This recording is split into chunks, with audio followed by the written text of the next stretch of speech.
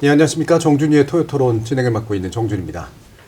21대 대선, 이제 조기 대선으로 치러지는 대선이 그렇게 얼마 남지 않았습니다. 한 달 정도뿐이 안 남았는데요. 문제는 이제 차기 정부가 다시 한번 인수위 없이 바로 시작되어야 한다는 점입니다. 문정부 때도 인수위 없이 시작되면서 많은 어려움을 겪은 것으로 이제 알려졌는데요. 그렇다면 저희 토요토론이 마치 예비 인수위와 같은 그런 시각에서 차기 정부가 들어서자마자 시급히 해결해야 될 과제 같은 것들은 무엇인지 하나하나 차근차근 점검해 나가는 그런 시리즈를 마련했습니다. 오늘은 무엇보다도 대통령실의 문제를 짚어보게 되겠는데요. 지난 윤 정부에서 대통령실은 많은 논란의 근원이 되었고 비효율과 무능의 또 근원이 되기도 했었습니다. 새로운 정부에서는 이 대통령실을 어떤 방식으로 어디에서 어떻게 운영해야 될까 함께 논의해보는 시간 마련했습니다. 다시 만날 세계를 위한 로드맵 정주의 토요토론 지금부터 시작하겠습니다.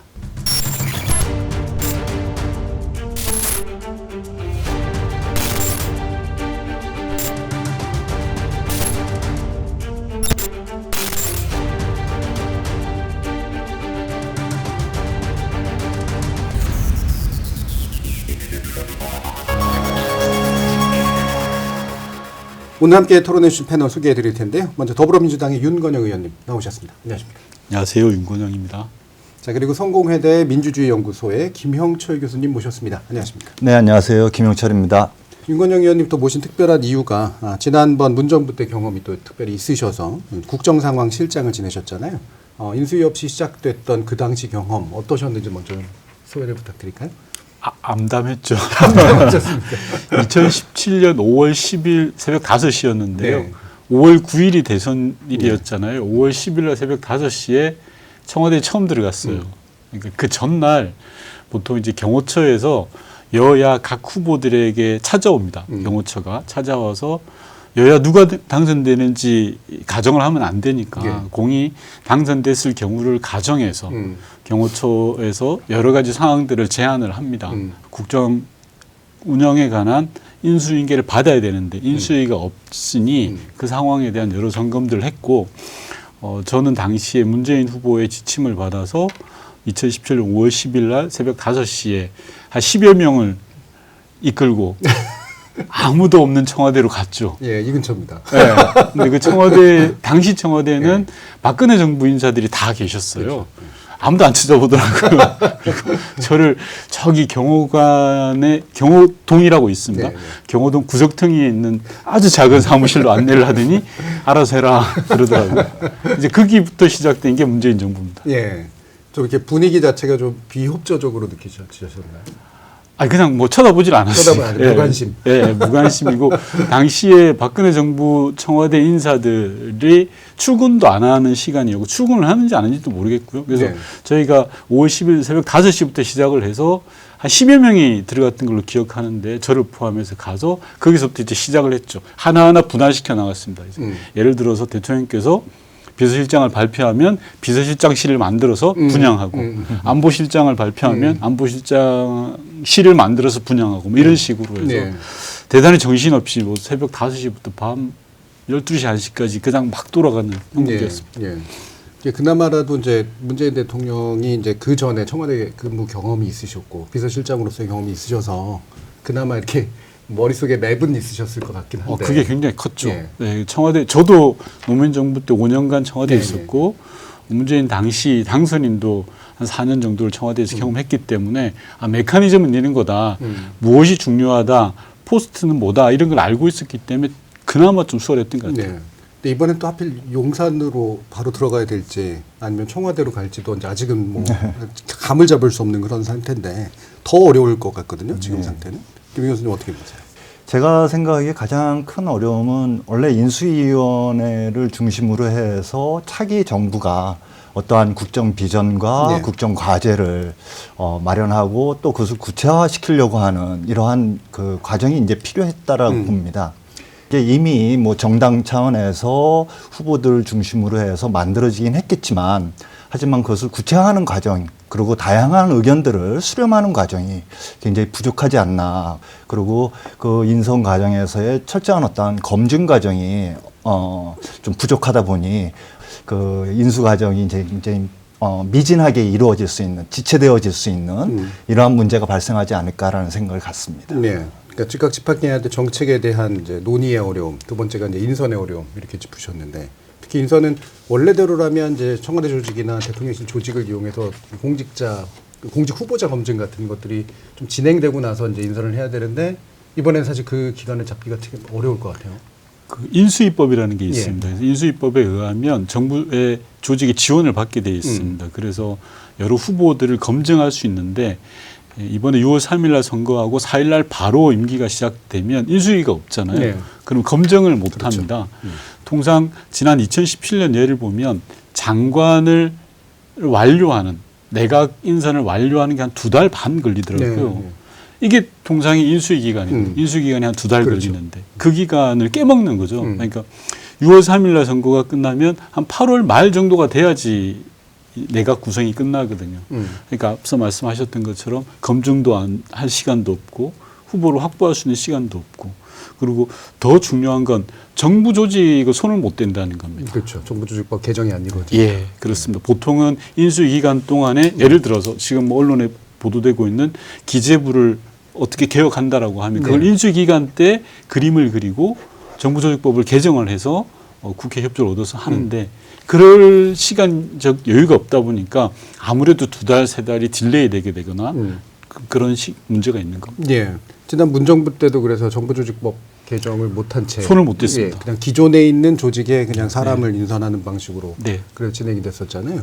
쉽게 우리가 국무총리뿐만 아니라 국무위원들에 대한 그 쉽게 청문회가 진행될 텐데 이 청문회 과정에서 굉장히 혼란스러움 또 국민들이 지난 정부 시기에 보였던 이러한 그 극단적인 대결 구도 이러한 모습을 또 경험할 수 있다라는 생각.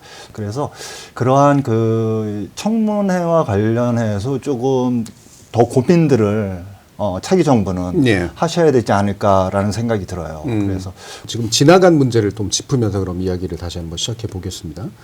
물론 청와대가 이제 우리나라 대통령 그 제2의 이제 그 어떤 상직이라고 볼 수가 있었는데, 대통령실 안 들어가고 이제 새로 용산에다가 이제 국방부를 비우고서 이제 들어가면서 그때부터 사실 윤 정부의 문제는 시작됐다 이렇게 볼 수가 있는데요.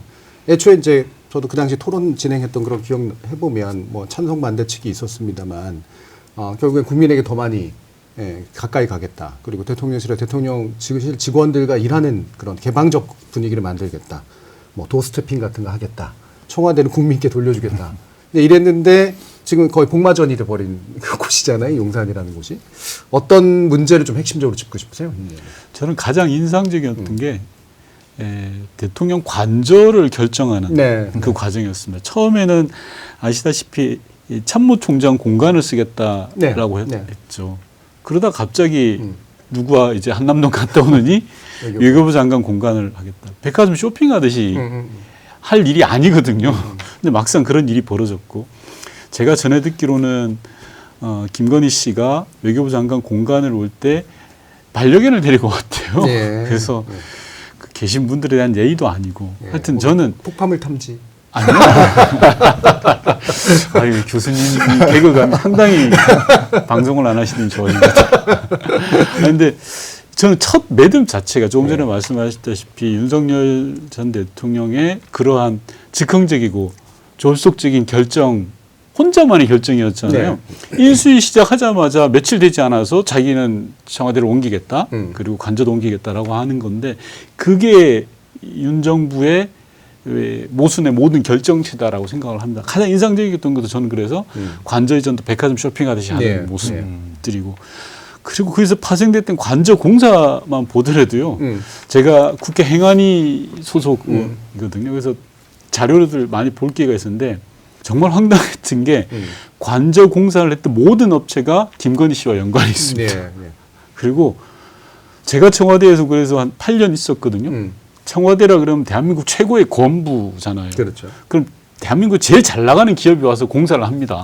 그런데 전혀 듣도 보도 못한 업체들이 와서 한마디로 무자격 업체, 무허가 업체들이 와서 관저 공사를 했다고 하더라고요. 근데 평당 공사비는 한 950만 원? 5성급 호텔로 관저공사를 합니다. 예. 말이 안 되잖아요. 이 모든 게 시작이 거기서부터 시작이거든요. 더군다나 관저공사를 하는데 예산이 부족해서 어떻게 했는지 하면요. 공무원들 통근버스 비해서 예산을 전용합니다. 이게 참 못된 짓을 한 건데 갑질을 한 건데 그런 식으로 시작부터가 용산 대통령실 이전 그리고 관저 여기서부터 시작됐다.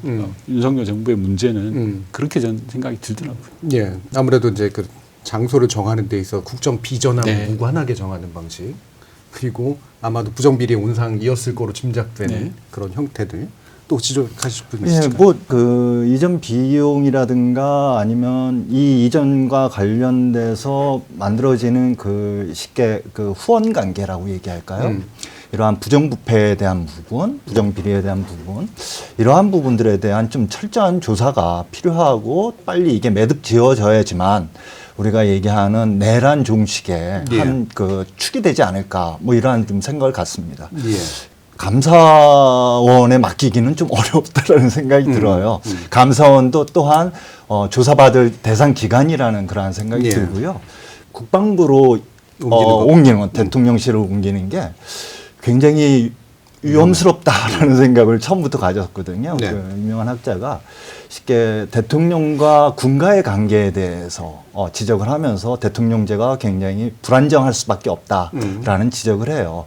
군과 너무 거리가 멀어지면 군이 또한 거기에 대한 반대급부로 그러한 구테타라든가 아니면은 불안정을 좀 가져올 수 있고 또 너무 가까우면 친위 구테타와 같이 네, 네. 예, 이러한 현상들을 이제 만들어내기 때문에 국방부와는 좀 더 거리를 좀 어떤 균형점을 잡아서 둘 필요가 있다라는 생각이 들어가고 전 좀 한 말씀 드리고 싶은 건 윤석열 씨가 왜 이런 독단적 결정을 했을까 이런 걸 못하게 하는 게 시스템이잖아요. 그렇죠.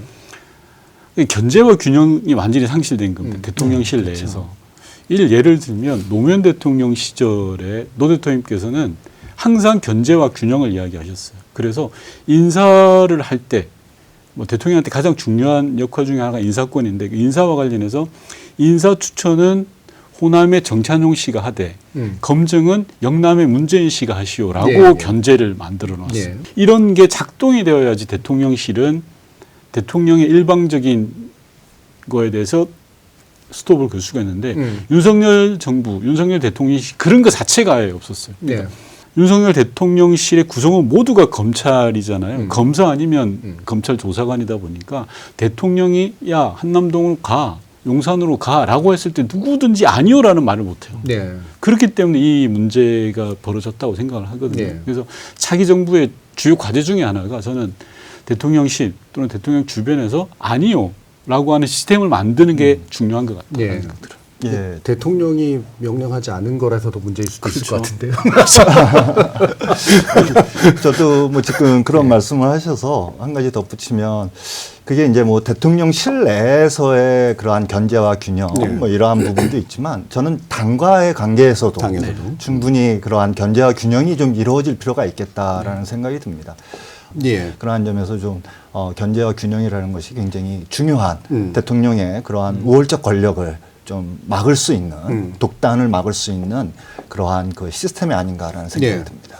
지금 헌정 질서 안에는 사실 명시적으로 그게 있진 않아요. 네. 대통령의 의지가 사실은 지금까지는 이제 중요한 부분이었는데 혹시 당에서나 지금 현재 민주당 안에서나 그런 부분에 대한 나름의 구상 같은 게 있습니다.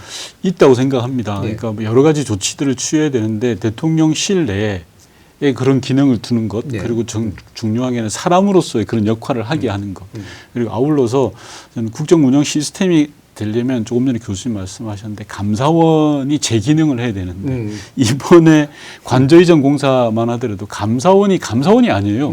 정권의 홍위병과 돌격대의 역할을 했단 말입니다. 이런 거 제자리를 만들어가는 게 네. 중요하다고 생각합니다.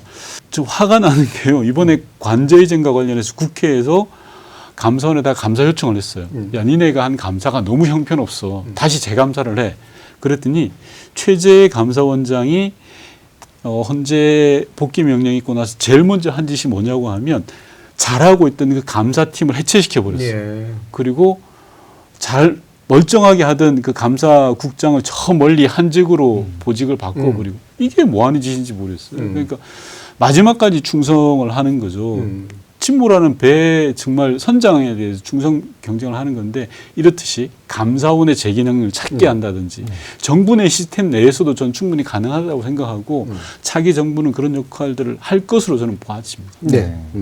그러면 뭐 특검이라든가 이런 것들을 통해서 어쨌든 뭐가 문제였는지는 제대로 밝혀서 처벌하기도 하고 그다음에 제도적 개선점을 찾기도 하는 것 차차 또 이루어져야 될 부분이고 이번에 또 한 가지 문제가 되는 게 이게 기록물 관련된 겁니다. 과거 정부에서도 종종 이런 일이 있긴 있었는데 이게 이제 증거 인멸 작업과 거의 동일하게 이루어지는 것 같은 그런 느낌? 네, 어떤 부분 지적하실 수 있을까요? 대통령 기록물에 대한 것들은 일정하게 좀 공개를 할 필요가 있겠다라는 네. 생각이 들어요. 그 첫 번째 이유는 이제 국민의 알 권리죠. 네.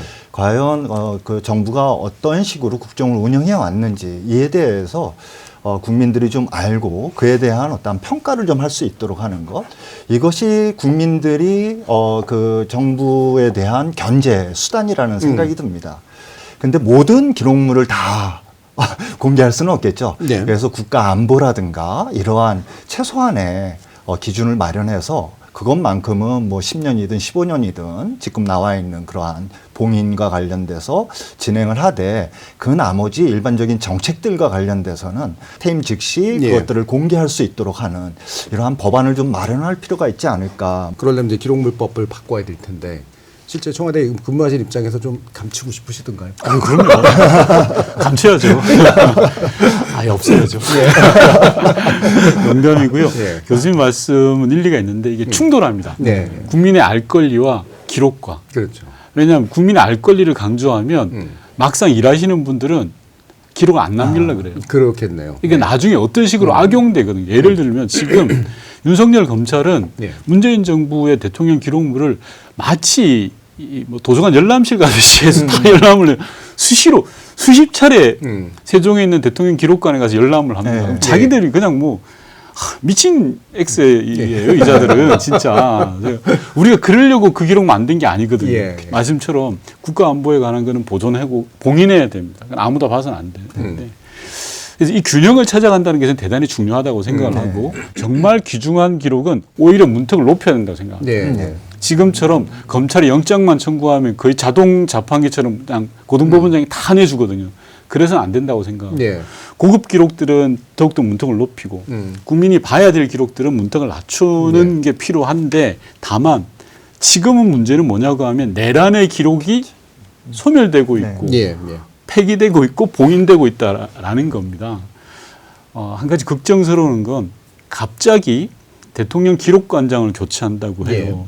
대통령 기록관장이 얼마나 중요한 자리냐고 하면 대통령 기록물을 관리하는 자리인데 두 사람이 지금 최종 후보에 올라갔는데 이 두 사람 다 문제가 많아요. 근데 이 중에 한 명이 어떤 분이냐고 하면 지난 보수 정부 9년 동안 이명박 정부, 박근혜 정부 그리고 윤석열 정부 다 해서 기록물에 대한 일종의 기술자예요. 예. 봉인하고 삭제하고 했던 걸로 의심을 받는 사람인데 이 사람을 지금 임명하려고 하고 있거든요. 그래서 기록학계에서는 대단히 큰 논란이 되고 있습니다. 저 자는 돼서는 안 된다. 임기가 5년이거든요. 5년 동안 무슨 장난을 칠 줄 모른다는 거예요. 그리고 이 자는 지금 윤석열 정부 용산 대통령실에서 기록 담당을 하던 사람이에요. 그러니까 기록물을 폐기하고 봉인하던 사람이 기록관장에 대해서 그걸 계속 끌고 가겠다라는 거여서 이 방송을 보고 있는 예. 행안부 관계자 그리고 용산 대통령실 사람들은 절대 허튼 짓 하면 안 된다라는 말씀, 경고의 말씀 꼭 드리고 싶습니다. 예. 그래서 저는 위원회 같은 거 만들어야 된다고 생각해요. 네. 그래서 과거 우리가 반민특위 만들었던 것처럼 내란특위 만들어서요. 특별검사가 수사 결과를 내놓는 것 그리고 자료들 이런 걸 다 모아서 기록을 박제해야지 다시는 이런 짓들 안 하지 않겠습니까? 그래서 저는 내란특위 같은 걸 차기 정부가 꼭 만들어서 기록으로 남겨야 된다. 네. 이게 폐기 시도가 있었던 것들을 사후적으로 확인하거나 복원하거나 이런 것들은 여의치 않은 일인가요? 되게 어렵습니다. 그래서 포렌식을 여러 차례 해야 됩니다. 참고로 저희가 이제 문재인 정부 처음 출범하고 갔을 때 기록이 없었어요. 박근혜 정부도 아까 말했던 그 자를 중심으로 해서 기록을 다 날려버렸거든요. 근데 어떻게 찾았냐고 하면 저희가 이제 짐 정리를 하다가 이제 사무실 정리하는데 캐비넷을 열어보니까 캐비넷에 문서가 있는 거예요. 문서 덩어리가. 얘네들이 정신없이 나가느라고 못 치운 거예요. 야, 이것이 하나의 이제 시발점이 돼서 막 문서들을 또 확보할 수 있었던 건데 아마 지금은 그런 것까지 다 없앴을 수가 있어서 예. 현실적으로는 굉장히 어렵다고 봅니다. 예, 예. 내란 특위 이제 문제도 얘기를 하셨습니다만 이 대통령실에서 연관된 것 중에 뭐 비화폰에 관련된 문제라든가 이런 것들도 이제 사실 있잖아요. 네. 어떤 부분은 좀 더 집중적으로 이 내란 과정에서 문제시 되어야 될 것들이 있다고 이제 보시는지 그 부분도 좀. 내란의 블랙박스가 비화폰이라고 봅니다. 예. 비화폰 기계 자체. 요즘 뭐 유심칩이 난리인데요. 기계 자체가 중요하고요. 예. 그다음에 비화폰 서버가 중요합니다. 근데 서버는 이게 이틀마다 한 번씩 업데이트가 되기 때문에 포렌식을 해봐야 아는 거고 예. 그리고 비화폰 불출 대장이 중요합니다. 비화폰 누구에게 언제 나눠줬는지가 나오거든요. 이 세 개가 모였을 때만이 정확하게 내란의 지도가 만들어지는 거고요. 아울러서 대통령실 그리고 용산에 가면 여러 가지 보안 자료들이 있습니다. 예를 들어서 입출입 기록. 내란을 전후해서 누가 한남동 관제에 들어왔는지 누가 만났는지 예. 이런 기록들이 다 있거든요. 이런 게 다 모여야지만이 내란의 퍼즐이 맞춰질 겁니다. 윤석열 씨가 누구랑 작당 모의를 했고 언제 거사를 일으키려고 자기들끼리 했는지가 나올 거기 때문에 그런 자료들을 빨리 확보하지 않으면 안 된다는 말씀드리고 싶어요. 혹시 또 더 지적하실 분? 아니 뭐 저도 뭐 네. 그에 동의하고요. 또 비화폰의 문제. 그다음에 그 안가라고 하는 예. 한가 회동. 예, 그와 관련해서도 아직까지도 그게 뭐 검찰이 가든 뭐 공수처가 하든 아무튼 열어주질 않는 예. 이런 상황이잖아요. 근데 지금 내란에 의해서 파면됐는데 대통령실에서 또는 경호처에서 계속 그것을 고소하려고 한다라는 게 저는 이게 참 이해가 안 되는 부분이에요. 이게 지금 막고 있는 거에 대한 좀 강제 조치가 좀 필요하지 않을까 뭐 이런 생각이 들어요. 법을 바꿔야 됩니다. 형사소송법 110조와 111조에 따르면 국가보안시설 같은 경우에 압수수색을 하게 되면 그 기관장의 허가를 득해야 되거든요. 그래서 제가 그 법을 냈습니다. 아, 네. 근데 국민의힘이 결사 저지를 하고 있는 상황이라 네. 예, 하여튼 그건 법적으로 문제를 매듭지어야 되고 또 하나는 지금 저는 용산 대통령실에 있는 비서실장, 정진석 비서실장 등 사표 수리 안 됐거든요. 예. 이 양반들이 맡고 있다고 생각해요. 예. 경호처는 잘 아시겠지만 김성훈 등을 비롯해서 소위 말하는 김용현, 김건희 라인들이 사표를 냈습니다. 그리고 이제 숨을 죽이고 있는 상황인데 경호처 기획관리실장이 대응을 하고 있는데 이 뒤에서 야 열어주지 마라고 강하게 푸시를 하는 사람은 정진석 실장이거든요.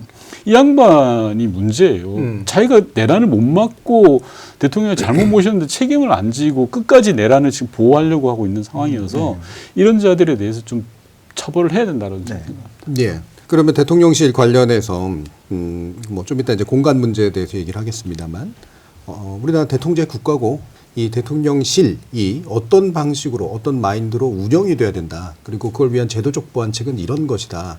라고 전체적인 그림으로 만약에 말씀 주신다면 어떤 측면이 있을까요? 이거는 단순하게 법을 만드는 것뿐만 아니라 헌법 개정이라는 차원에서 이제 들어갈 텐데요.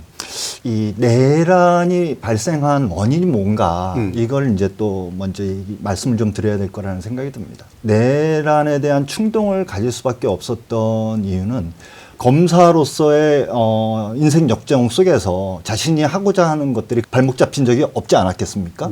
그러다 보니까 이제 무리수를 이제 두게 됐다라는 그런 생각이 듭니다. 검사라든가 아니면 관료라든가 출신들 같은 경우에는 굉장히 위계적인 관계 속에서 업무를 보고 또 자신의 어떤 의사를 전달하는 이런 방식이거든요. 저는 앞으로 대통령을 우리가 선출을 할 때 그러한 민주적인 경험 또는 민주적 훈련이 된 사람들을 좀 잘 골라내야 되겠다. 제도적인 측면에서 좀 말씀을 드리면 이 대통령제가 갖고 있는 한계라는 생각이 듭니다. 이것이 뭐 준 대통령제로 바꾸든 분권형 대통령제로 바꾸든 만약 대통령제로 계속 유지를 한다면 연임제를 통해서 쉽게 한 임기를 끝내고 국민들에게 평가를 받을 수 있도록 그 즉 책임 정치를 좀 강화할 수 있는 방안. 그랬을 경우에는 첫 번째 텀에서는 그러한 독선적인 어떤 국정 운영을 하기는 굉장히 어려울 거라는 생각이 듭니다. 물론 두 번째 텀에서는 어떻게 할지는 모르겠어요. 우리나라는 쉽게 미국식 대통령제를 지향하면서도 굉장히 그 의회제적인 요소로서의 대통령이 법률안을 제출할 수 있도록 행정부의 법률안 제출권. 이것도 이제 헌법 사항인데 저는 좀 이 부분을 좀 바꿔야 되지 않을까. 그래서 이 대통령 법안 제출권을 좀 삭제하고 오히려 여당을 통해서 미국처럼 법률안을 갖다가 제출해서 국회에서 그것을 갖고 좀 심도 있는 논의 속에서 그것을 갖다 추진할 수 있도록 하는 것들, 그리고 아까 말씀하셨던 감사원도 좀 국회로 이전해서 예, 행정부의 그러한 감사가 이루어질 수 있도록 하는 것들, 이것이 굉장히 필요하지 않을까. 분명 선거제도를 좀 바꿀 필요가 있다라는 생각이 들어요. 지금의 양당 구조가 이러한 극단적인 대결 구도를 좀 만들어낸다는 생각이 들고요. 다당제와 그 다음에 정당 간의 연합, 그리고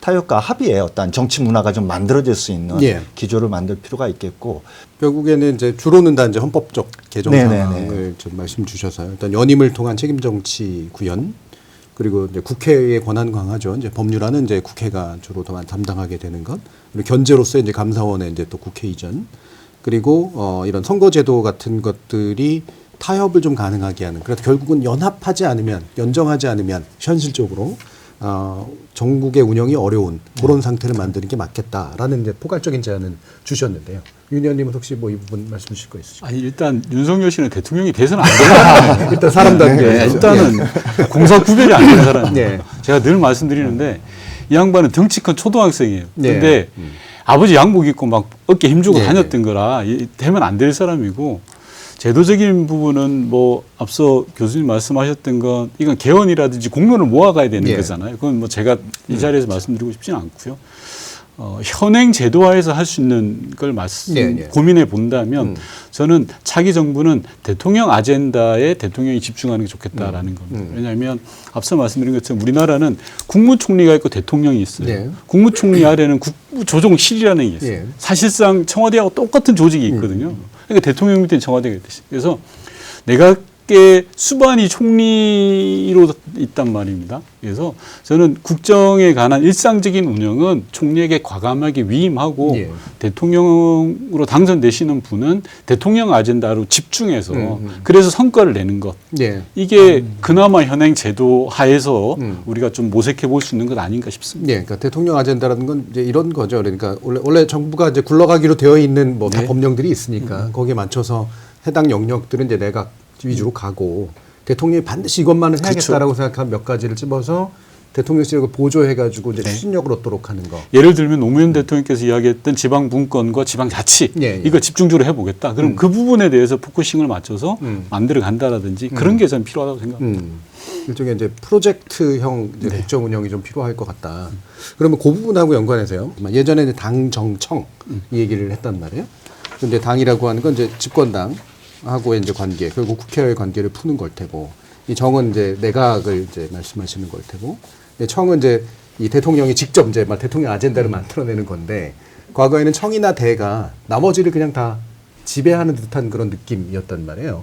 그게 실제로 원래 계속 그런 식으로 진행될 수밖에 없었던 면이 있었던 건지, 말씀하시는 거는 이제 굉장히 요 구조를 좀 달리 가자라는 그런 말씀이라서 한번 더 들어볼까요? 실제 우리나라의 권력 구조상 대통령에게 모든 권한이 다 모여 있다 보니까 대통령과 대통령실이 갖는 권한이 막강하죠. 그렇기 때문에 당과 정부가 끌려갈 수밖에 없는 구조입니다. 그래서 제가 말씀드린 게 대통령 아젠다에 집중하는 게 훨씬 낫겠다라는 말씀을 드리고, 그와 함께 정치학에서 보면 정당 정부라는 게 있습니다. 그러니까 민주당 정부라고 한다면 민주당이 공약을 같이 만들어서 그 공약을 실천하는 게 민주당 후보가 해야 될 일이잖아요. 그런 것처럼 정당 정부가 이제는 안착화될 필요가 있다라는 겁니다. 그래야 만들 때부터 같이 만들어가야 대통령이 된 다음에 내가 힘이 최고가 됐어. 그렇지만 만든 건 우리 민주당 정부야. 이걸 실천하자라고 되는 거거든요. 그래서 말씀처럼 현행의 구조하에서는 어쩔 수 없는 측면이 있긴 하나 그걸 해결할 수 있는 방법은 대통령 아젠다를 집중하고 그리고 정당 정부로서 쫓아가는 게 낫지 않냐라는 생각을 갖고 있는 겁니다. 그 굉장히 중요한 말씀을 이제 하셨는데요. 그 정당이 중심이 돼서 이제 책임 정치가 뭐 그건 꼭 의회제만이 아니라 대통령제에서도 필요한 부분이거든요. 근데 지금까지 우리의 뭐 민주화 이후에 역사, 정치사적인 측면을 보면 그러지 못한 부분들이 많습니다. 쉽게 대통령으로 되면 정당을 위해서 군림을 하거나 또는 정당과 계속 거리를 두면서 국정을 운영하는 이러한 방식들이 이제 그러한 점에서 이제 책임 정치가 잘 이루어지지 못했다라는 생각이 들어요. 지금 말씀하신 정당을 중심으로 한 또는 정당과 대통령실의 어떠한 협력 관계가 굉장히 잘 이루어져야 된다. 그 다음에 이제 한 가지 윤건영 의원님께서 말씀하셨던 국무총리를 중심으로 한, 즉 내각을 중심으로 한 부분들을 이제 말씀하셨는데 저는 그렇게 되면 굉장히 좋겠다라는 생각이 듭니다. 분권형 대통령제든 준대통령제든 개헌할 필요가 없습니다.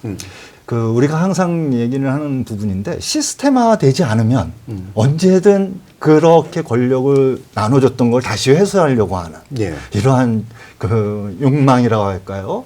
욕구 이러한 것들이 이제 작동을 해서 또 다시 대통령에게 권력이 집중되는 이러한 문제가 생기거든요.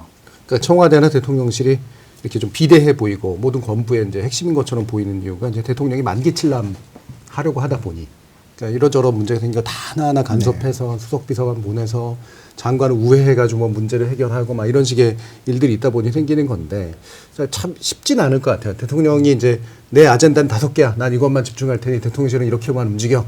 근데 장관이 막 일을 터뜨려. 그러면 이제 또 거기에 대해서 또 뭐 하다 보니 그냥 내가 맡아서 할래. 뭐 이런 식의 이제 현실적인 일들이 생길 것 같긴 하네요. 저로 와서도 고자질해요. 제가 이럴 때 이제 대통령이 이제 중심을 유지하면서 이제 과연 맡길 건 맡기고 내가 책임질 건 책임지는 요 태도로 이제 국정을 운영해야 된다. 뭐 이렇게 이해하면 되겠죠. 예. 자, 그러면 사실 오늘 이야기의 또 다른 재미있는 측면 중에 하나가 이제 장소입니다. 장소. 워낙 얘기들이 많은데 용산으로는 도저히 못 가는 거 아니냐. 그렇다고 해서 청와대로 지금 갈 수 있겠느냐. 세종으로 가면 좋긴 하겠는데 그것도 뭐 한참 먼 일인데 어떻게 해야 되느냐. 고민하고 계신 부분들이 분명히 있을 것 같거든요. 어떻습니까? 저는 용산은 아니라고 생각합니다. 용산은 아닌 이유는 첫째도 둘째도 셋째도 보안입니다. 이미 CIA가 뚫었잖아요. 그랬죠. 대문 열어준 집이에요. 아무나 왔다 갔다 해요.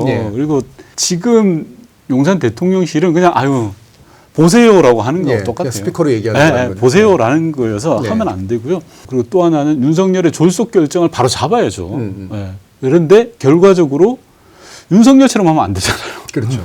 대통령 말 한마디에 그냥 휙 하면 안 되잖아요. 그래서 저는 국민의 공론을 모아서 대통령 집무실과 관절을 정하는 게 맞다라는 생각이 들고요.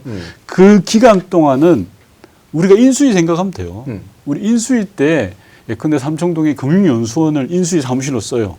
아니면 광화문 외교부 청사 별관을 인수위 사무실로 써요. 아무 문제 없어요. 그렇게 한 2-3달 정도 대통령 당선인과 비서실이 사용하더라도 전혀 문제가 없다 생각해요. 그 시간 동안에 국민적 공론을 모아서 대통령 집무실 어디로 하자라고 하는 게 저는 좋다고 생각을 하고 그런 차원에서 보면 저는 청와대가 최적이라고 생각합니다. 국민들한테 민폐 안 주고요. 막 또 뭐 국민과 함께 한다고 해서 괜히 쓸데없이 보여주기 식으로 경찰대를 오고 다니지 않아도 되고 그리고 실제로 보안이 가장 완벽하게 돼 있고요. 서울 시내에 그만큼 보완되는 데가 없어요. 그렇기 때문에 뭐 어쨌든 근데 청와대로 다시 들어가는 것 또한 저는 윤석열처럼 하면 안 된다고 생각하고 국민적 공론을 모아서 결정하자. 그 기간 동안은 쓸 곳은 많다. 정부종합청사도 써도 되고 뭐 여러 가지 공간들이 많이 있다고 봅니다.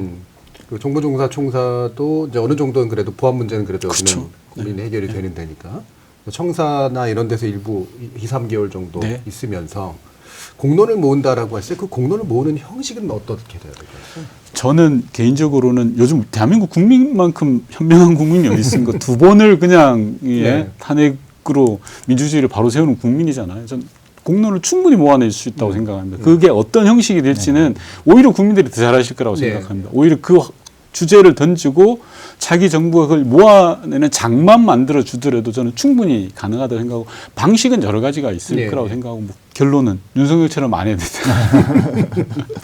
적어도 이제 그게 뭐 여론조사가 됐건 예. 아니면 공론화위원회가 예. 됐건 뭐 국회에서 논의가 됐건 분위기가 그래 여기가 맞는 것 같아. 그럼요. 라는 식으로 가야 된다는 네. 말씀이시죠. 네. 보안의 문제를 해결할 수 있고 그리고 예산을 최소화시킬 수 있는 그런 방법이 지금 필요하다라는 생각이 듭니다. 국민의 혈세로 또 이사를 하면서 그 상대 당에 또 공격이 있을 수 있지 않겠습니까? 그렇죠. 예. 그래서 그러한 것들을 최소화할 수 있는 방법은 우선적으로는 정부 종합청사를 좀 그쪽으로 가서 직무를 좀 보면서 그 이후에 청와대를 보수할 필요가 있겠다는 생각이 들어요. 네. 무조건 지금 들어갈 수는 없는 거고 국민한테 대부분 공개된 부분이 있기 때문에 그것들을 좀 보완한 상태 속에서 들어갈 수 있도록 준비를 하는 게 좋겠고. 네. 예. 참고로 청와대가 많은 부분 개방은 돼 있습니다만 예. 과거 비서들이 업무를 받던 비서동 여민관이라고 합니다. 네. 여민관은 개방되지 않았습니다. 그리고 경호동도 개방되지 않았고요. 네. 경호관들이 쓰던. 그리고 영빈관이라고 대통령의 주요 행사를 하던 곳도 용산 대통령실이 썼던 네. 거여서 실제로 저는 뭐 지금 당장이라도 사용하려고 한다면 할 수 있는 구조다라고 생각이 들고 청와대 내 지하 방카 시설도 뭐 일부는 떼가지고 용산으로 옮기긴 했다고 하는데 그것 복구하는데 그렇게 오랜 시간이 걸릴 것 같지는 않아서요. 네. 네, 그렇게 뭐 비용이나 시간이 그렇게 많이 걸릴 것 같지는 않습니다. 네. 그럼 관저는 일단 사저를 써야 됩니까? 아니면 청와대 관저를 일부 먼저 사용할 수 있을 것 같습니다. 청와대 관저를 개방을 했거든요. 네. 그래서 그게 이제 관람객들이 들어와서 청와대 앞 인수문을 통해서 마당을 돌아보고 한 상황이어서 모르겠습니다. 예전에 문재인 대통령 재임 기간에 관저를 개방하려고 했었어요. 왜냐하면 그래서 청와대는 점점 더 개방하는 게 맞으니까 백악관처럼 예. 대신에 대통령 공간, 직무 공간을 철저하게 막으면 되는 거였어요. 그 부분은 새로운 당선인이 판단할 영역이라고 생각합니다. 청와대 관저를 쓸지 아니면 다른 공간을 쓸지는. 이 부분은 이제 세종 문제로 또 이제 갈 텐데요. 이재명 후보도 이제 한번 밝힌 바가 있었고요. 근데 세종은 최종적으로는 고려돼야 되나 이거는 꽤 시간이 많이 걸리는 문제고 여러 가지 절차적 문제를 안고 있다라고 하는 정도에서 언급되어 있습니다. 그 부분에 대해서는 궁극적으로 좀 찬성하시는 입장이신가요? 아니면 좀 다른 생각 있으신가요? 노무현 전 대통령께서 이제 뭐 행정수도 이전과 관련돼서 기획했던 중요한 이유 중에 하나는 인구 가밀집이라든가 아니면 권력의 어떤 모든 권력의 총집합체로서 서울이 이제 얘기가 됐고 그래서 이제 권력 분산의 어떠한 형태 그리고 지역균형 발전이라는 차원에서 또 그것을 추진하려고 노력하셨다는 생각이 듭니다. 근데 과연 우리가 그러한 일환 속에서 진행됐던 그 세종의 일부 행정부의 이전 이후에 변화 추이를 한번 네. 생각해 볼 필요가 있을 것 같아요. 과연 인구 분산, 수도권의 인구 분산이 이루어졌는가? 그 다음에 이제 두 번째 측면에서 과연 지역균형 발전이라는 것이 이루어질 수 있는 거냐? 네. 또 다른 어떠한 좀 더 메가시티의 어떠한 즉 큰 어떠한 권력을 갖고 있는 그러한 도시가 이제 또 하나 만들어지는 이러한 측면이다. 그 나머지 지역들은 그만큼 또 지금과 같은 그러한 그 격차를 느낄 수밖에 없다라는 네. 생각이 들거든요. 그러니까 대통령실이나 국회를 이전하는 것만으로 그게 지방분권화 효과를 갖기란 지금으로서는 좀 네. 불투명해 보인다. 예. 그건 별개로 판단하는 게 맞는 것 같다. 예, 제가 뭐 세종을 이제 뭐 몇 번 이렇게 네. 업무 때문에 왔다 갔다 한 경우가 있는데 보면 아침 일찍 이렇게 가면 행정부 직원들이 네. 아침에 출퇴근을 하더라고요. 네. 그러니까 가족들은 계속 서울에 있고 네. 또 워낙 교통이 잘 돼 있다 보니 저는 이제 교수님 말씀에 대해서 조금 결을 달리 하는데 네. 지금 세종시에 아침에 가보면 출퇴근 하신다고 하는 사람들 많다 그랬잖아요. 다 국장들 위에요. 높은 사람들이 그래요. 과장급 이하들은 다 세종에 살아요. 예. 세종에 터 받고 아이 키우고 세종에서 뭐 쇼핑도 하고 장도 뭐 다 해요. 근데 꼭 국장 이상 장차관들이 서울에 집 한 채 가지고 있으면서 왔다 갔다 해요. 네. 뭐 여러 이유가 있겠죠. 뭐 교육이라든지 뭐 강남에 애들 보내야 되고 뭐 하니까 그걸 바로 잡아야 된다고 생각합니다. 저는 지금 대한민국의 지방을 이대로 두면요 난리 납니다. 지역은 사라지는 거예요. 지역 소멸이라는 게 멀리 있지 않다고 생각합니다. 일례로 제가 제 고향이 부산인데 부산만 해도 10집 중에 한두 집이 없어. 빈집이에요. 네. 부산이 그래요. 나머지는 더 하죠. 그래서 노무현 대통령이 했던 게 혁신도시와 행정수도 이전 두 가지였단 말입니다. 혁신도시를 강제적 수단을 통해서 예를 들어 김천, 진주, 전주 이렇게 막 만들었기 때문에 그나마 지금 버티고 있다라고 저는 생각을 합니다. 행정수도도 마찬가지라고 생각합니다. 일부 부작용이 났을 수 있어요. 근데 그걸 극복해서 지역과 수도권이 같이 살아야지.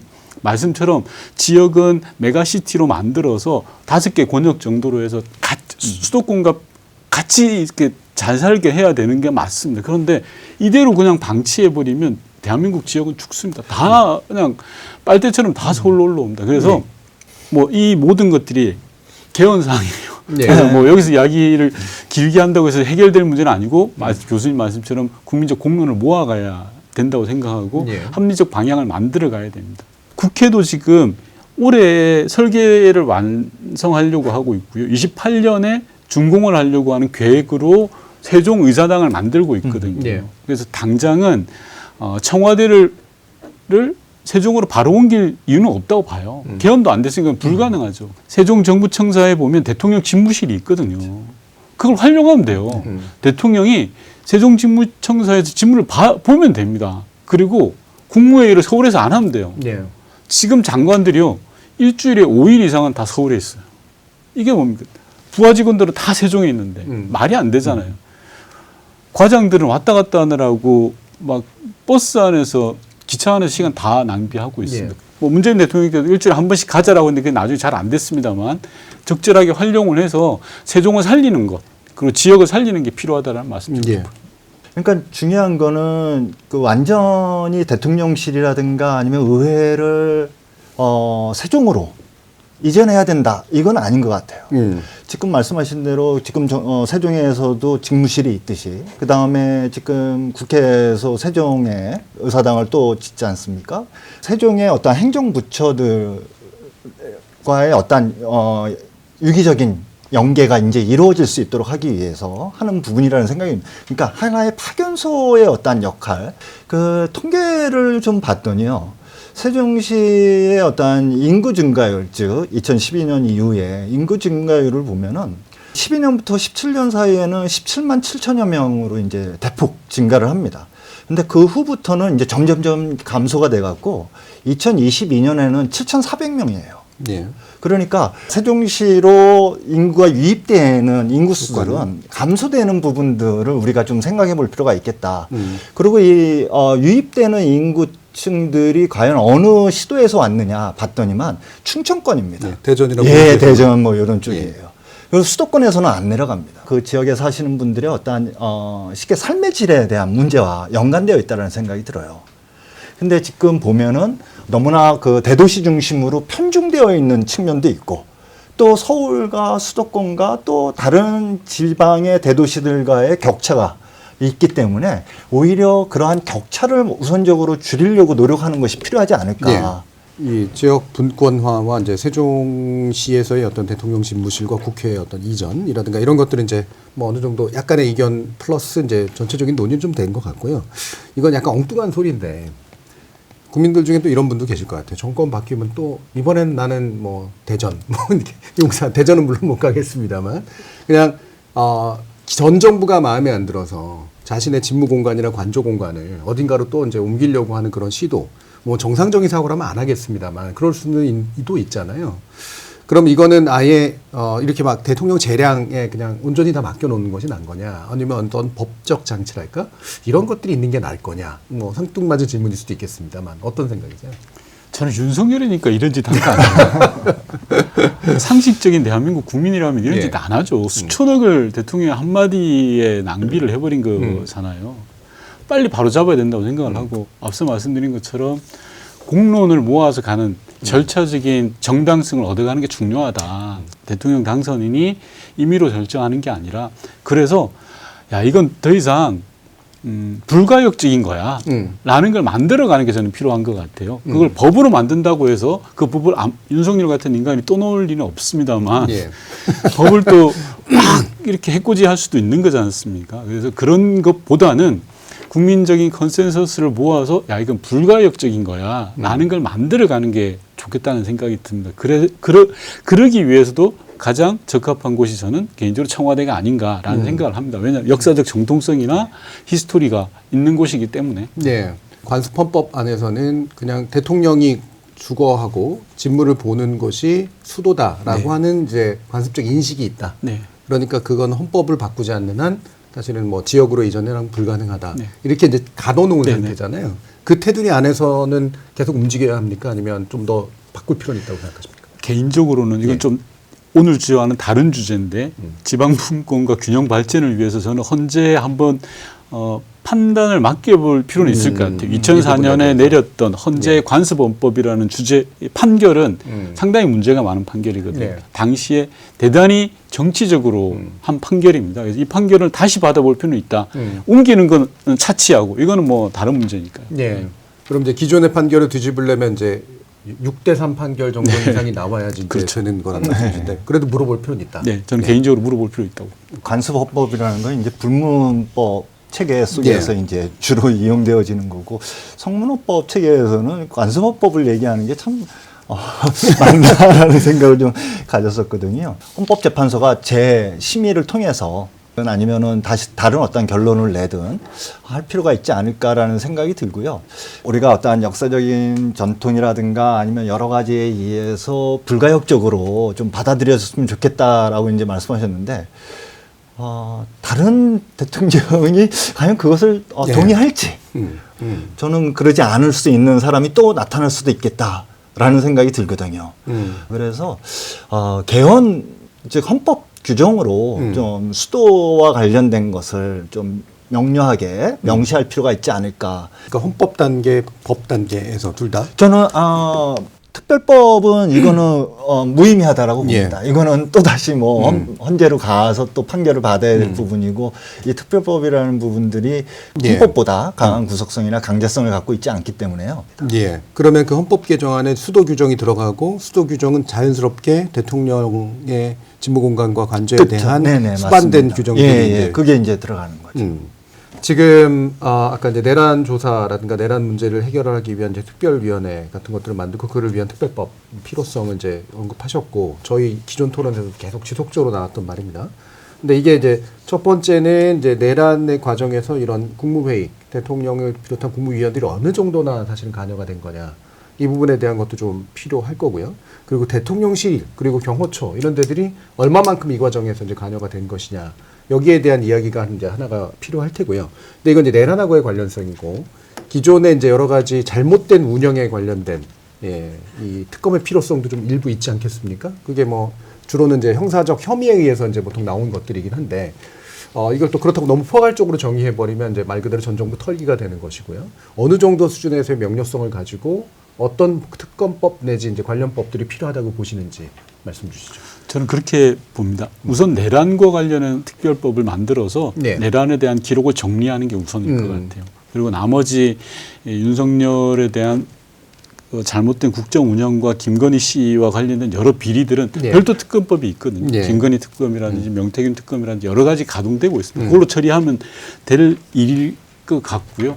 국회 내란 국정조사 특위를 하면서 가장 궁금했던 게 야, 내란의 시발점이 어디야? 라는 걸 제가 좀 집중적으로 찾아보려고 네. 했는데 못 찾았어요. 누구 머리에서 나온 일이냐? 누구에게 언제 야 이렇게 오늘 우리 세 명이 모여가지고 야 우리 한번 해보자라고 한 날이 있을 거잖아요. 예. 그리고 그게 구체적으로 명시가 돼야 되는 거지 않습니까? 그걸 못 찾았어요. 그만큼 지금 윤석열 내란은 기록과 자료가 없어요. 예. 사실로 밝혀진 것도 없고. 그래서 이 부분은 특별법과 특검을 통해서 반드시 규명돼야 된다라고 보고 있는 거죠. 계속 이렇게 최근 나오는 보도들을 보면 작년 7월 내지 6월 정도까지도 뭐 국회에 이제 특수부대를 좀 들여보낼 네.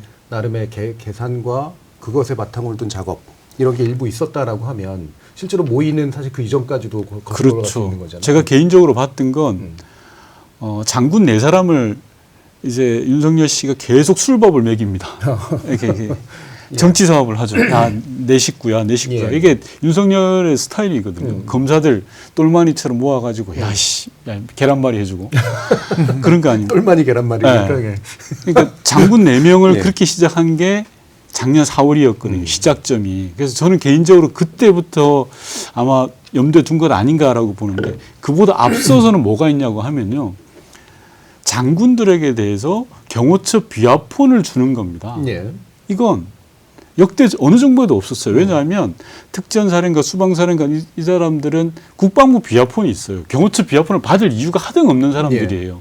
그러니까 김용현이 줬다는 건 김용현은 그때부터 생각한 거 아닌가? 윤석열과 같이 여러 가지 가능성이 있잖아요. 그래서 저는 내란의 시발점을 확인하는 게 필요하다. 그리고 또 하나 더 제가 국정조사에서 밝혔던 것 중에 하나인데 언론사 단전 단수 조치 예. 지시한 사람은 있어요. 윤석열. 그 지시를 받은 사람도 있어요. 소방청장. 중간 전달자가 이상민 행안부 장관이에요.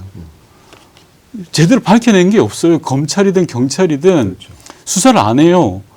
법조인들은 다 법꾸라지 마냥 다 빠져나가요. 민정수석 빠져나가, 판사 출신 행안부 장관 빠져나가. 이런 것들도 저는 특검을 통해서 밝혀내야 될 사안들이라고 예. 봅니다. 그러니까 태상목 부총리가 받았다는 쪽지 문제도 사실 맞습니다. 있잖아요. 예. 그것도 상당히 심각한 사실 그럼요. 문제인데. 예. 예. 그런 부분까지도 다 포함한 네. 예.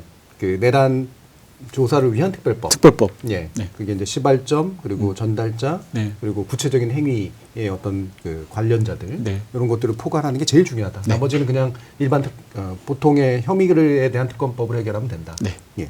네, 저도 뭐 그 점에 대해서는 전적으로 동의합니다. 예. 한 가지 이제 좀 우리가 생각해야 될 부분들은 이 뭐 헌재 재판소의 그 헌재의 판결문에서도 나왔지만 그 시민들의 어떤 적극적인 저항, 그 다음에 군에 대한 그 소극적인 임무 수행이라고 이제 하지만 저는 소극적 저항이라고 이제 좀 표현을 합니다.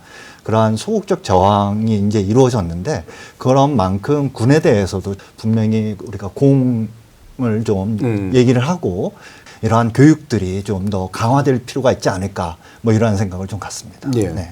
그럼 조금만 더 초점 맞춰서 대통령실에 분명히 뭔가 문제가 있었을 텐데 아까 정진석 실장 얘기하기 시작긴 했습니다만 그 계엄상 그 전후부터 그 윤석열 전 대통령의 석방, 그래서 전 대통령 당시의 석방에 이르는 그런 과정에서 대통령실이 이제 굉장히 내란 동조적인 행위들을 많이 해왔단 말이에요. 이 부분은 오히려 뉴스에서는 좀 벗어나 있는 듯한 느낌이 들어서 이런 것들도 역시 아까 같은 그 특별법 범위 안에서 충분히 좀 조사가 돼야 될 필요가 있다고 생각하십니까? 저는 당연히 네. 조사가 돼야 된다고 생각합니다. 방금 말씀하신 거에서 더해서 대통령실의 관계자들을 우리가 내란 국조 때 불러서 물어보면 다 예. 모른다. 모르쇠로 일관했거든요. 예. 근데 모를 리가 없습니다. 왜냐하면 현재 안보실장이 누굽니까? 이 양반이 정보사령관을 교체 안 한다 그래서 국방부 장관에서 바뀌었잖아요. 그리고 경호처장하는 김용현을 국방부 장관으로 보냈잖아요. 모를 리가 없죠. 자기가 국방부 장관에서 경질된 거나 마찬가지니까. 한 가지 걱정되는 지점은 선거가 지나면 틀림없이 윤석열 내란 세력들은 정치 보복이다 그럴 거예요. 네, 그러겠죠. 내란 특검법하고 내란 특별법 하자고 하면 무시해야 됩니다. 네. 한 귀로 듣고 한 귀로 흘려버리고 해야 됩니다. 그런데 이게 막 봐주기 하면 안 됩니다. 뭐 잘 아시겠지만 반민특위 때도 마찬가지고요. 예.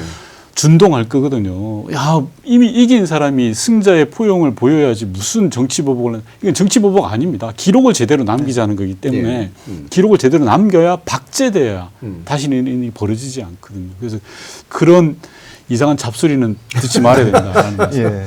바로 그게 법치가 예. 바로 서는 거라는 생각이 듭니다. 뭐 화해니 뭐 또는 통합이니 이러한 명분을 갖고 그러한 부당한 그리고 불법적인 행위에 대해서 용인해 준다라는 거는 이거는 큰 문제라는 생각이 들고요. 그러한 점에서 이제 법치를 세우는 입장 속에서 그러한 기본적인 시각 속에서 명확하게 내란과 관련된 것들에 대한 조사와 거기에 대한 응분의 처벌이 이루어져야 된다는 생각이 듭니다. 예. 그러니까 선거 결과가 어떻게 나왔다고 해서 그게 이제 기존 정부의 책임을 물었다. 그러니까 이제는 과거로 덮고 가자. 이런 혹시라도 심리 상태에 빠지지 마시라라고 하는 그런 말씀이시고요. 이거는 굉장히 오랜 기간의 조사와 철저한 기록과 박제를 통해서 해결해야 될 문제다라는 걸 다시 한번 좀 당부드렸습니다. 그러면 이제 대선 얼마 안 남겼는데 지금의 이제 민주당은 이제 선대위 체제로 이제 재편이 됐습니다. 근데 이게 선대위는 결국 선거를 이기기 위한 조직이지 새로운 정부를 감당하기 위한 조직일 수는 없잖아요. 근데 이게 그 안에 어느 정도의 그 정도의 문제의식이나 대비를 좀 심어놔야 될 필요가 있을 것 같은데 혹시라도 구상하고 계시거나 좀 짚고 싶으신 부분은 있으신가요? 모두에 말씀드렸던 것처럼 인수위 없는 정권이지 않습니까? 그러니까 선대위가 마냥 선거만 이길 일은 아닌 것 같습니다. 선거를 이기는 것과 동시에 차기 정부에 대한 준비도 같이 해나가는 게 필요한 것 같고요. 그런 부분들은 주로는 저희 정책본부에서 담당을 하게 될 것 같습니다. 그래서 차기 정부에 대해서 예를 들어서 문재인 정권 당시에는 100일 프로젝트 뭐 이런 것들이 쭉 있었단 말입니다. 그런 것들 지금부터 저는 하나하나 만들어 갈 것이고 또 경험도 있고 능력도 있기 때문에 누구보다도 어느 정당보다도 잘 해나갈 걸로 생각합니다. 예.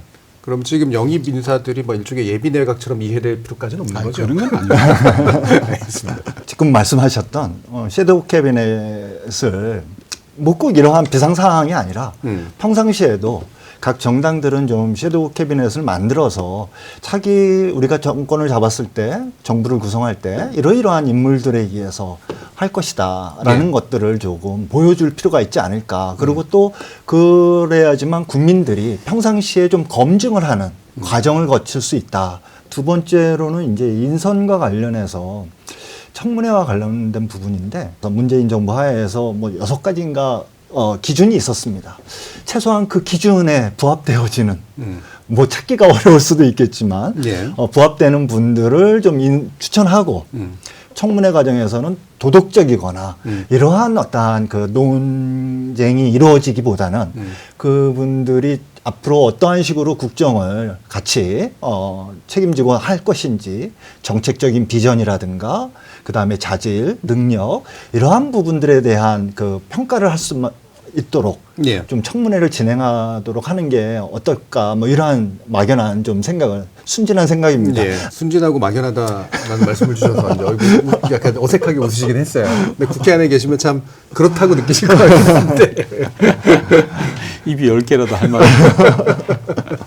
알겠습니다. 자, 그러면 이제 마무리로요. 우리 국민들께 그리고 각 정당에게 지금 같은 또 다른 비상한 상황에서 되도록이면 안정적인 방식으로 차기 정부가 좀 제대로 출범해서 순항할 수 있도록 만들기 위해 어떤 부분에 좀 유의해서 바라보고 생각하는 것이 좋을지 뭐 그게 국민들께 드리는 말씀도 좋고요. 또 정당이나 차기 정부에 드리는 말씀도 괜찮을 것 같습니다. 그거를 마지막 발언 한번 들어보도록 하죠. 교수님부터. 우선 뭐 국민분들께 이제 말씀드리고 싶은 거는 한국의 민주주의가 이렇게 지속 가능할 수 있었던 것들은 바로 국민들의 힘이라는 생각이 듭니다. 지속 가능하다라는 것 속에 숨겨져 있는 거는 또 위기라는 것들이 경험되어졌다라는 점이죠. 그래서 그러한 위기와 회복이라고 하는 이러한 반복적인 현상들을 좀 우리가 겪지 않기 위해서는 이번 대선에서 조금 더 현명한 판단이 필요할 것 같다라는 생각이 들고요. 새로운 정부에 대해서는 뭐 잘하시리라고 이제 기대를 합니다만 그럼에도 불구하고 민생을 위해서 조금 여야 간에 타협과 합의에 어떠한 정치를 좀 만들어서 국정을 좀 운영하면 좋지 않을까 뭐 이런 생각이 듭니다. 그래서 이러한 타협과 합의의 정치를 하기 위해서는 지금 우리가 토론 과정 속에서도 말씀을 드렸지만 지금의 승자독식적이고 그리고 갈등을 갖다가 촉발할 수 있는 그러한 제도적 요인들에 대한 좀 개혁 의지를 보여주시고 또 그것을 갖다가 좀 추진해 주셨으면 좋겠다라는 말씀을 좀 드리고 싶습니다. 윤 과장님. 저는 뭐 국민들께는 드릴 말씀 없어요. 너무 힘들겠잖아요. 그렇죠. 정말 뭐 감사하다는 말씀밖에 드릴 말씀 없고 차기 정부는 차기 정부의 과제와 방향에 대해서 공감대를 만들어가는 시간을 꼭 가졌으면 좋겠어요. 그러니까 다음 정부가 6월 4일 날 짠 등장했다라고 하면 국민과 같이 가야 되는 거거든요. 그래서 국민들과 함께 차기 정부의 과제는 이런 거고요. 방향은 이런 거고요. 우리 현 상황은 이렇습니다라는 거에 대한 큰 공감대를 모아가는 것부터 시작했으면 좋겠다는 말씀드립니다. 공감대. 지금 선거라고 하는 거는 이제 민주주의에 엄청난 의미를 가지고 있죠. 정당한 권력을 이제 만들어내는 방식이기도 하고요.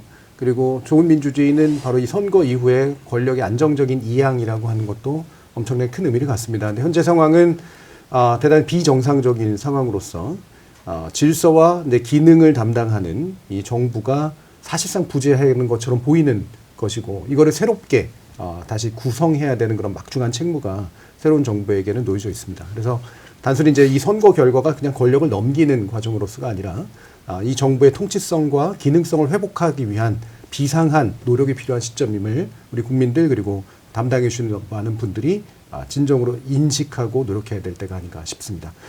저희 정준이의 토요토로는 이렇게 앞으로 새로운 정부가 바로 집행해야 될 그런 문제들에 관련된 논의들 과제 형식으로 계속해서 시리즈로 이어나가도록 하겠습니다.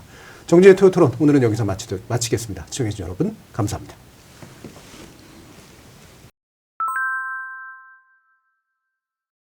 수고하셨습니다. 백분 토론에서 뵐 때보다 훨씬 재밌으신데. 이 유튜브 보니까 좀 편하게 하시셔서 유튜브에서 욕도 의원으로서 불려긴 쉽지 않으실 텐데. 예, 애쓰셨습니다. 됐습니다. 또 뵙겠습니다. 네. 수고하셨습니다. 네.